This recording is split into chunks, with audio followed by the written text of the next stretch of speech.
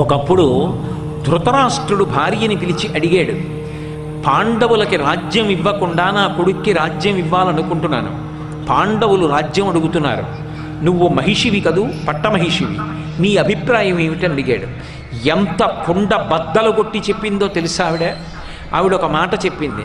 ఆవిడంది, నీ కడుపున పుట్టినటువంటి దుర్యోధనుడు పరమ నీచుడన్న విషయం మహారాజా మీకు తెలుసు. వాడు నీచుడని తెలిసి, వాడికి రాజ్యం రాదని తెలిసి, పాండురాజు కొడుకైన ధర్మరాజుకు వెడుతుందని తెలిసి ఎందుకు కుట్ర చేస్తావు? నీ తమ్ముడి బిడ్డలు నీ బిడ్డలు కారా? ఆ ధర్మరాజుకి రావలసిన రాజ్యం ధర్మరాజుకి ఇవ్వలేవా? నీ పుత్రుడు అవినీతుడగుట ఎరిగి ఎరిగి అతనికి వశపడి నీవు ఎలపోతు ఎందుకు నీ కొడుకు కొడుకు అన్న పుత్ర మమకారంతో వాడి వెంట పరిగెడుతుంటావు? నువ్వు చక్రవర్తివి, నువ్వు ఇవ్వాలనుకుంటే ఇవ్వచ్చు. నువ్వు ఈ కురు సామ్రాజ్యాన్నంతటినీ ధర్మరాజుకి దారాదత్తం చేస్తే ఎదురుపడి అడగగలిగిన వాళ్ళు ఉన్నారా? నువ్వు ఇచ్చిన నాడు ధర్మరాజాదులు నీ బిడ్డలు కారా? భీష్మ ద్రోణాదులు ధర్మపక్షాన నిలబడరా? దుర్యోధనుడు నిన్ను చెనకగలడా? ధర్మరాజు దగ్గర పెడితే వశవర్తి అయి బ్రతకడా? ఇప్పటికైనా బుద్ధి మార్చుకోడా? నీ కొడుకుల యొక్క దీర్ఘాయుర్దాయం అంతా నీ చేతిలో ఉన్నది మహారాజా. ధర్మం తప్పవద్దు. నీ బిడ్డలు అని పుత్ర పాశములకు వశపడవద్దు. నువ్వు రాజ్యాన్ని పట్టుకెళ్ళి ధర్మరాజుకి ఆయన తమ్ముళ్ళకి ఇచ్చేసేయి అని కుండ బద్దలు కొట్టినట్లు మాట్లాడినటువంటిది మహాభారతంలో గాంధారి. ఉంటుందా? తోడబుట్టినవాడు అటువంటి వాడా? భర్త అటువంటి వాడా? బిడ్డలు అటువంటి వాళ్ళ? ఆవిడ మాత్రం మెరుపుతీగా. నిజంగా ఎటువంటి ఆలోచన తల్లిది? అలా నిలబడగలిగిన వాళ్ళు లోకంలో ఉంటారా? ఆవిడే సామాన్యమైన స్త్రీయా? ఒక్కసారి జీవితంలో అసూయ పొందింది, గర్భతాడనం చేసుకుంది, ఆ కడుపులోంచి పిండం జారిపోయింది, అది వేరు విషయం. కానీ ఆమె యొక్క ఉదాత్త చరిత్ర పరిశీలిస్తే ఆశ్చర్యకరంగా ఉంటుంది. 9 కొడుకులు కడుపున పుట్టిన వాళ్ళు చచ్చిపోయినప్పటికీ కూడా అమ్మా అని వచ్చి ధర్మరాజు ఆమె కాళ్ళ దగ్గర నిలబడి ఒక్క మాట అన్నాడు. చిట్ట చివర కురుక్షేత్రం అయిపోయిన తర్వాత, అమ్మా నీ బిడ్డలందరినీ చంపేసిన పాపిష్టివాణ్ణి నేనేనమ్మా, నన్ను నీ శాపంతో కాల్చేయమ్మా అన్నాడు. ఆయన కూడా కొడుకేగా.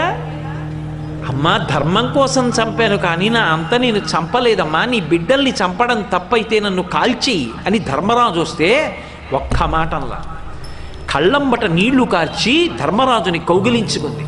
కానీ ఒక్క బిడ్డ కూడా బ్రతకలేదన్న బాధతో ఆమె చూసినప్పుడు కొద్దిగా కళ్ళకి కట్టుకున్న బట్ట జారి ఆమె దృష్టి పడినందుకు ధర్మరాజు అంతటి వాడికి కాళ్ళు బొబ్బలెక్కాయి. అంటే అంతటి పతివ్రత.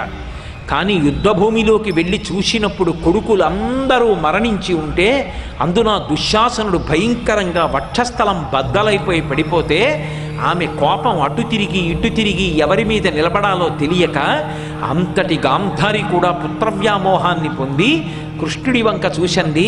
అన్నీ నీకు తెలుసు, వీళ్ళందరూ మరణిస్తారని తెలుసు, నువ్వే పూనికిని ఉంటే నా కొడుకులు ఇలా చనిపోయేవారు కాదు, దీనికి అంతటికీ కారణం కృష్ణ నువ్వే, నీ అన్నదమ్ములు కూడా ఇలాగే కొట్టుకుని యదువంశం ఒకరితో ఒకరు కొట్టుకుని నశించిపోవుగాక, కొన్ని సంవత్సరముల తరువాత నువ్వు కూడా దిక్కులేని చావు చచ్చదవుగాక.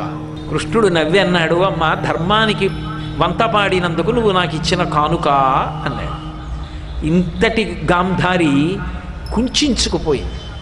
9 కొడుకులు పోయినా చిట్ట చివరికి ధృతరాష్ట్ర మహారాజుతో కలిసి వానప్రస్థం చేసి దావాగ్ని యందు శరీరాన్ని విడిచిపెట్టేసి. నిజంగా మీరు గాంధారీదేవి యొక్క జీవిత చరిత్రని పరిశీలనం చేస్తే అంత శక్తివంతురాలయ్యుండి అటువంటి ప్రదేశంలో ఉండి కూడా ఆమె ధర్మం తప్పకుండా ప్రవర్తించింది. ఒకసారి దుర్యోధనుడు వచ్చి ఆమె కాళ్లకు నమస్కారం చేసి నాకు విజయం కలగాలని ఆశీర్వచనం చెయ్యమంటే నిర్మోహమాటంగా చెప్పింది, ధర్మం ఎక్కడుంటుందో అక్కడే విజయం. నీకు విజయం కావాలనుకుంటే ధర్మాన్ని నిరంతరం పట్టుకునే ధర్మరాజు యొక్క పాదములను ఆశ్రయించు, ఆయనకి వశవర్తివై ప్రవర్తించు, అప్పుడు ధర్మాన్ని నువ్వు పొందుతావు, దాని వలన విజయాన్ని పొందుతావు తప్ప నువ్వు అధర్మాన్ని పట్టుకుని గెలవలేవు దుర్యోధన అని చెప్పి.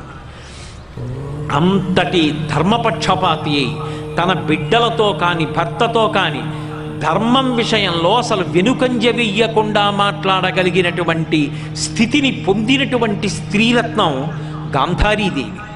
ఈ దేశంలో కొంతమంది స్త్రీల యొక్క త్యాగం, వాళ్ళ యొక్క జీవనం చదువుతుంటే నిజంగా ఎంతటి మెరుపులో అర్థమవుతుంది. ఎంత చెప్పినా వినకుండా తిరిగి తిరిగి అగ్నిహోత్రాన్ని కౌగిలించుకుని మడిసిపోయిన 9 కొడుకుల్ని చూసుకొని ఆఖరణ వృద్ధాప్యంలో తల్లిదండ్రుల్ని చూసుకోవడానికి ఒక్కడు బ్రతకలేదురా, ధర్మాన్ని వదిలిపెట్టి ఇంతమంది పడిపోయారా అని కుంతి బిడ్డల పంచ చేరి జీవితం గడిపి భీముడనే మాటలు వినలేక వానప్రస్థానికి వెళ్ళిపోయింది.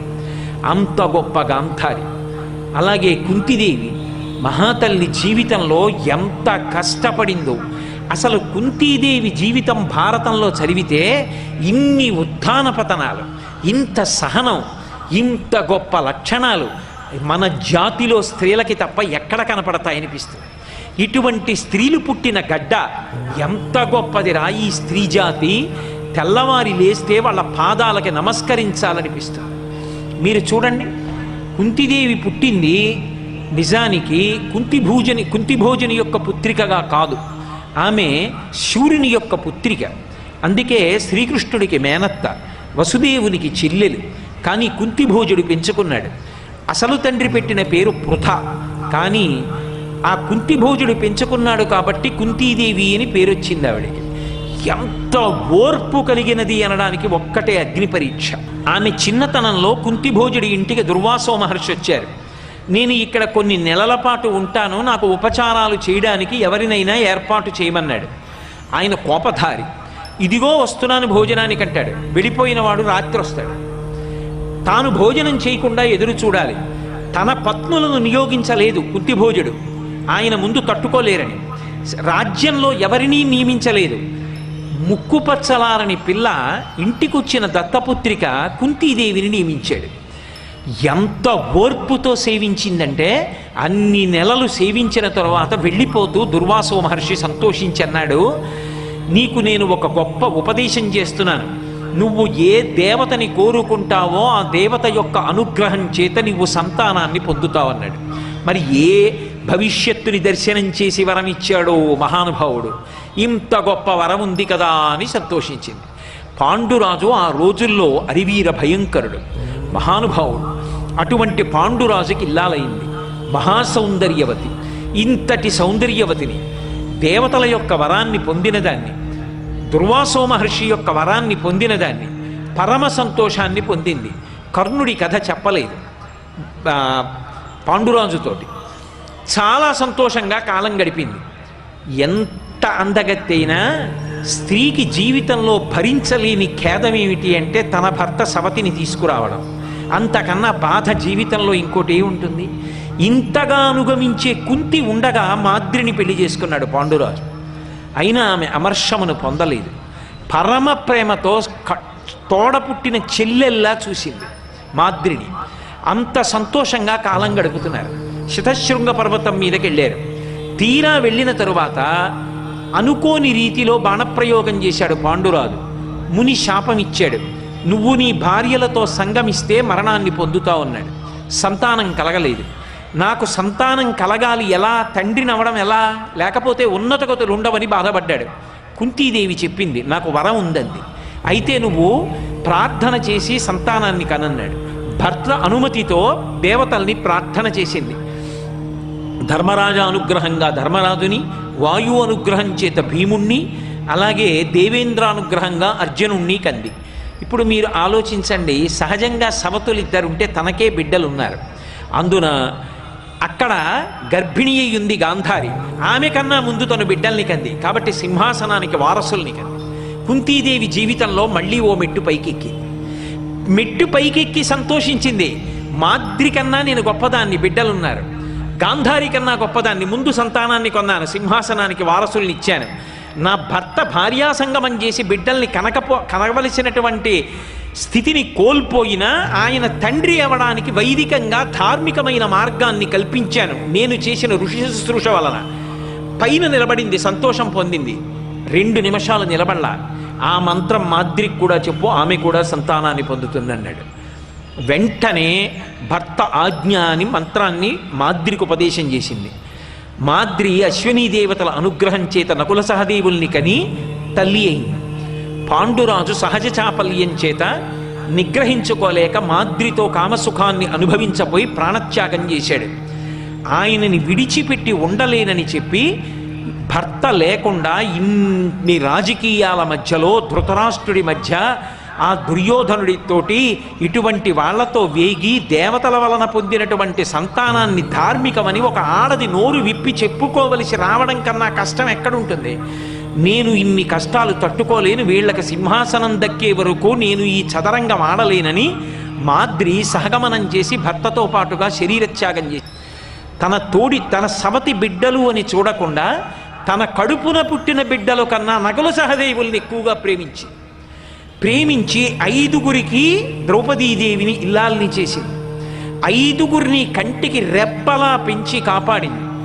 5గురు కష్టాలు దాటారు, అమ్మయ్య ఏదో రాజ్యాన్ని పొందారు అనుకునేటప్పటికీ జూదమాడి ధర్మరాజు మళ్ళీ రాజ్యాన్ని పోగొట్టుకుని అరణ్యవాసానికి వెళ్ళిపోతున్నాడు. ఎంత బాధపడిందో! దుర్యోధనుడి ఇంట్లో ఉంటే ఏ మాటలంటాడో, తిన్న అన్నం సహించదని విదురుడి ఇంటికి వెళ్ళి విదురుడి పంచన తలదాచుకుంది. మళ్ళీ కురుక్షేత్ర సంగ్రామం జరిగింది, రాజ్యం వచ్చింది, అందరూ సంతోషించారు. ఒక ఆసనంలో ధృతరాష్ట్రుడు కూర్చున్నాడు, ఒక ఆసనంలో ధర్మరాజు కూర్చున్నాడు. చనిపోయిన వీరుల పేర్లు చెప్తున్నారు. నాకు చెందినవాడు ధర్మరాజులు నువ్వులు నీళ్లు వదులుతున్నాడు, నాకు చెందినవాడు ధృతరాష్ట్రుడు వదులుతున్నాడు. కర్ణుడి పేరు చెప్పారు, నాకు చెందినవాడు కాడని ధర్మరాజు అన్నాడు, నాకు చెందినవాడు కాడని ధృతరాష్ట్రుడు అన్నాడు. తట్టుకోలేకపోయింది. ఆయనని వెళ్ళి యుద్ధ శిబిరంలో ప్రార్థన చేస్తే అర్జునుడు వినా మిగిలిన పాండవుల జోలికి రాను, నీకు 5గురు పాండవులు ఎప్పుడూ ఉంటారన్నాడు. అటువంటి తన కొడుకుని జీవితంలో ఎప్పుడూ కన్యాసంతానం చెప్పలేకపోయింది. కనీసం నువ్వులు నీళ్లు దక్కట్లా, తట్టుకోలేకపోయింది. భోరున ఏడ్చి చెప్పేసింది, నా కొడుకే మీకు సోదరుడంది. ఇంత ఏ పాండవుల కోసం కష్టపడిందో ధర్మరాజు అన్నాడు, ఎంత తప్పు చేశావమ్మా, ఆ కర్ణుడు పట్టాభిషేకం చేసుకోవాలి పెద్దవాడు, నువ్వు ఈ రహస్యాన్ని దాచి అన్నని చంపించావు, కాబట్టి ఆడదాని నోట నువ్వు గింజనానినంతసేపు నిజము దాగకుండుగా కాని శాపం ఇచ్చాడు తల్లిని. ఎవరి కోసం కష్టపడిందో ఆ బిడ్డల వలన శాపం పొంది తలదించుకుంది. గాంధారికి కోపం వచ్చింది, ధర్మరాజు గారి కాళ్ళు బొబ్బలెక్కి. ఏమో అరణ్యవాసానికి వెళ్ళిన తర్వాత భర్తతో కలిసి వెళ్ళినప్పుడు ఆ భర్త చటుక్కున కింద పడిపోతే 100 కొడుకులను కన్నాను, ఒక్కడిని మిగల్చలేదు భీముడన్న ఆక్రోశం వచ్చి ఏం శపిస్తుందో. తనకు అక్కర లేకపోయినా కూడా వాళ్లతో కలిసి అరణ్యవాసానికి వెళ్ళిపోయింది, వానప్రస్థానికి. ఆఖరికి దావానలంలో శరీరం వదిలేసింది. ఇన్ని ఉత్థాన పతనాలు జీవితంలో చూసి ఇన్ని కష్టాలు పడిన కుంతి ఎన్నడూ ధర్మం వదిలిపెట్టలేదు. అంపశయ్య మీద పడుకున్న భీష్మాచార్యుల వారు క్షేమం అడిగింది ఎవరిని అంటే కుంతీదేవిని అడిగి, అంతటి భీష్ముడు ఒక మాట అన్నాడు, అసలు ఆ కుంతీదేవి ఎటువంటి స్త్రీ, అటువంటి స్త్రీ లోకంలో ఉంటుందా? ఎన్ని కష్టాలు పడింది, ఎన్ని కష్టాలు పడి పిల్లల్ని పెంచి పెద్ద చేసింది. మహా ఉన్నత్యము కలిగిన తల్లిని భీష్ముడి చేత పొగిడించుకుంది. చివరికి వైరాగ్యం పొంది కృష్ణ భగవానుణ్ణి ప్రార్థించింది. యాదవులందు పాండు సుతులందు నాకు మోహ విచ్ఛేదము చేయుమయ్య, ఘనసింధువు చేరిడి గంగభంగి నీపాద సరోజ చింతనముపై అనిశము మదీయ బుద్ధి అచ్చాదర వృత్తితో గదియగనట్లు చెయ్యగదయ్య ఈశ్వర. చాలు కృష్ణ, ఈ ఉద్ధాన పతనాలు జీవితంలో ఎన్నో చూశా, ఒక్కొక్కసారి సంతోషించా, ఒక్కొక్కసారి లోయల్లోకి జారిపోయా, ఇన్ని కష్టాలు పడ్డాను. యాదవులందు నువ్వు ఉన్నావని, నా మేనల్లుడని, నేను మేనత్తనని నాకు ఈ యదువంశం మీద మమకారం వద్దు, కడుపున పుట్టిన బిడ్డలని పాండవుల మీద మమకారం వద్దు, నాకు ఈ మమకారం అన్న పాశాలు కోసేయవయ్యవా కృష్ణ.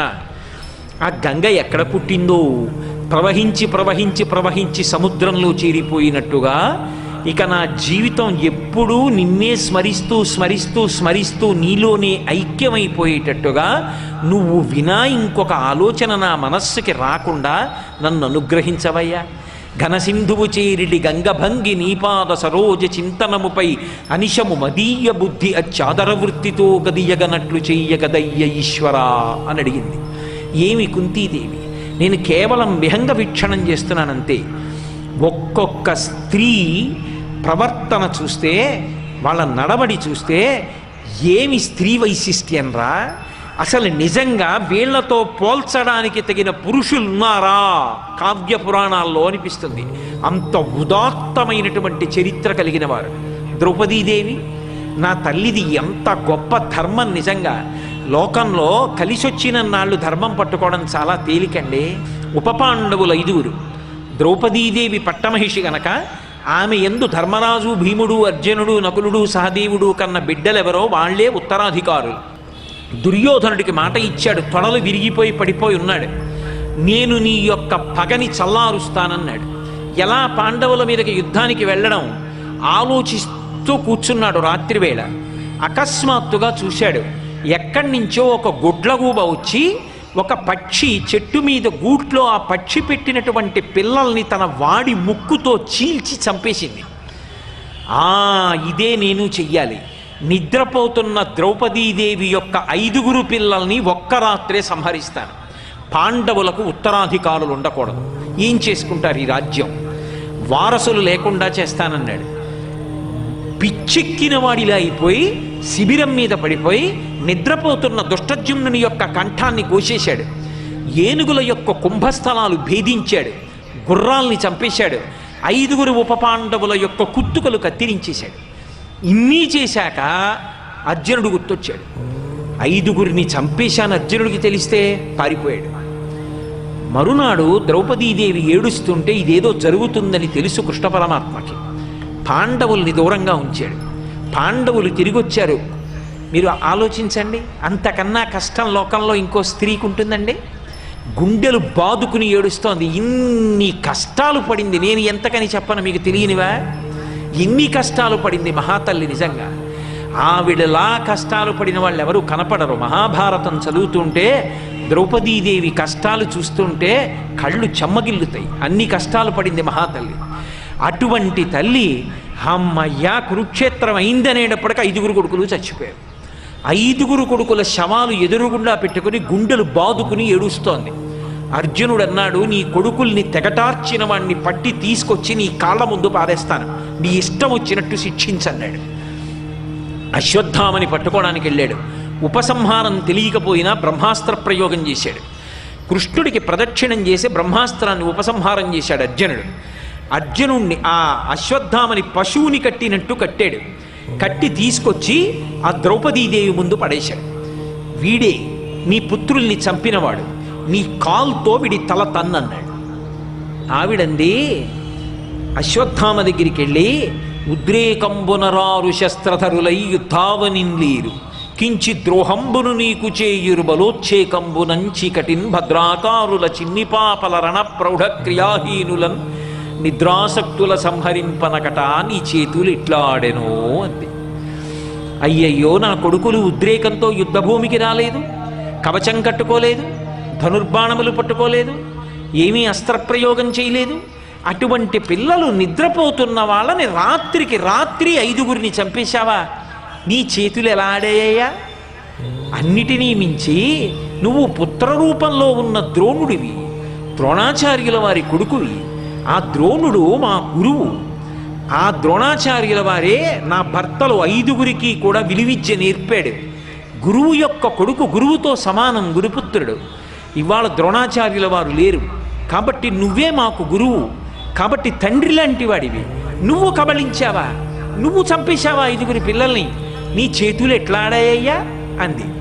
అని లోకంలో ఎవరైనా అనగలరండి? ఆ సందర్భంలో 5 భర్తలు నిలబడ్డారు. ఉగ్రగదాదండం తిప్పుతున్నాడు భీమసేనుడు. ద్రౌపదీదేవి ఓ అంటే చాలు అశ్వత్థామ తల 1000 వక్కలు చేసేస్తాడు. ఊగిపోతుంటే ఆవిడంది, అక్కట పుత్రశోక జనితాకుల భార విషణ్ణ చిత్తనై పొక్కుచునున్న భంగి నిలుబోర కిరీటిని బద్దు చేసి నేడిక్కడకిచ్చి తెచ్చుట సహింపనిదై భవదీయ మాత నేడెక్కడ ఎట్టి శోకమున ఎక్రి ఎచ్చుచు పొక్కుచున్నదో అంది. కొడుకులు చచ్చిపోయి నేనేడుస్తున్నాను, ఉన్న ఒక్క కొడుకు కోసమని ద్రోణాచార్యుల వారితో కలిసి సహగమనం చేయకుండా ద్రోణునితో శకింపడక ద్రోణ కుటుంబిని ఉన్నదింట. ద్రోణాచార్యుల వారితో సహగమనం చేయకుండా ద్రోణాచార్యుల వారి భార్య ఇంటి దగ్గరుంది. ఆమె కొడుకు చచ్చిపోలేదు, నా 5 బిడ్డల్ని చంపేశారనేటటువంటి కోపంతో 5 పాండవులు చిత్రవధ చేసేస్తారు అశ్వత్థామనన్న విషయం తెలిసి తన కొడుకు ఎవరి చేత ఇంత విద్య నేర్చుకున్నారో వాళ్ళ చేతుల్లోనే చచ్చిపోతున్నాడని ఎంత ఏడుస్తోందో. గురుపత్ని ఏడుపు మన వృద్ధికి కారణం కాదు. గురువు యొక్క కొడుకు గురువుతో సమానం. వీడిని మనం చంపకూడదు, వీడి జోలికి వెళ్ళకూడదు, వీడు చేసిన తప్పు వీడినే కాల్చేస్తుంది, వదిలిపెట్టేయండి. నేను పడుతున్న బాధ నాకు తెలుసు, వేరొక తల్లి ఎందుకు పడాలా బాధ, వదిలిపెట్టేయండి, ఇంటికి వెళ్ళిపోతాడంతే. అనగలరా లోకంలో ఎవరైనా? ఈ జాతిలో ద్రౌపదీదేవంది ఒక్క ఈ జాతిలో పుట్టిన స్త్రీలదే ఆ గొప్పతనం. అంత గొప్పగా మాట్లాడడం, ధర్మానికి కట్టుబడడం తెలిసిన్నటువంటి మహాతల్లులు పుట్టిన జాతి ప్రపంచంలో ఎక్కడైనా ఉంటే అది సనాతన ధర్మమునందు మాత్రమే. అందుకే స్త్రీకి అంత విశిష్ట స్థానమిచ్చి నేలబడి నమస్కరించారు స్త్రీని చూసేసరికి. ఆర్ద్రతకి మారుపేరు స్త్రీ అంటే.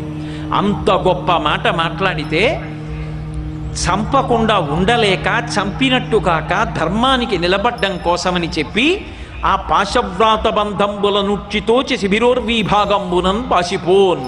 అర్జునుడు ఆ అశ్వత్థామ యొక్క బంధనములను విడదీసి ఆయన శిరోజములలో ఉండే రత్నాన్ని లాగేసి ఒక్క తన్ను తన్ని అవతలకి పడిపోయేటట్టుగా తోషవతల పారేశాడు. అంతటి మహాసాధ్వి ద్రౌపదీదేవి ఎంతంత మెరుపు తీగల్లాంటి అంటే నేను బాహ్య సౌందర్యం గురించి మాట్లాడటం లేదు, అంతఃసౌందర్యం, వాళ్ళ శీల వైభవం, వాళ్ళు ధర్మానికి కట్టుబడినటువంటి తీరు. నిజంగా ధృతరాష్ట్రుడిని ఆమెయే ఇంకొక వరం కోరుకుంటే పాండవులు అరణ్యవాసం చెయ్యక్కర్లా. కానీ ఆమె ధర్మాన్ని ఆశ్రయించి ఎన్ని వరాలు కోరాలో అన్నీ కోరుకుంది కాబట్టి ధర్మం వల్ల మళ్ళీ పాండవులు అరణ్యవాసం అజ్ఞాతవాసం చేసి తమ యొక్క పౌరుష ప్రతాపములతో రాజ్యాన్ని సంపాదించుకుని కీర్తి పొందారు.